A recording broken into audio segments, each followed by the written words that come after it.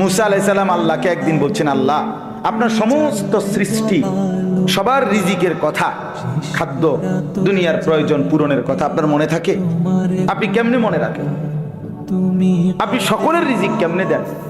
আল্লাহ তাআলা বললেন, মুসা তোমার সামনে একটা বড় পাথর আছে, তোমার হাতে লাঠিটা দিয়ে ওটাতে একটা বাড়ি মারো। তাফসিরে রুহুল মাআনিতে আমি নিজে পড়ছি, আরবি তাফসির। মুসা আলাইহিস সালামকে আল্লাহ বললেন, এই পাথরটার মধ্যে লাঠি দিয়ে আঘাত কর।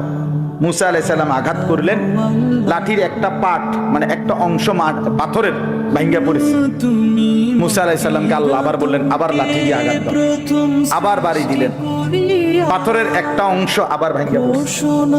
আল্লাহ বলেন, আবার মারো, আবার মারো। 4 বার মুসা নবী ওই বড় পাথরটার মধ্যে আঘাত করছে।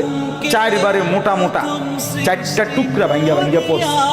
এই 4র্থ বারের পরে এই 4টা মোটা মোটা টুকরার ভেতর থেকে একটা ছোট্ট পোকা বের হইছে। মুসা আলাইহিস সালাম দেখতেছে এটার মুখ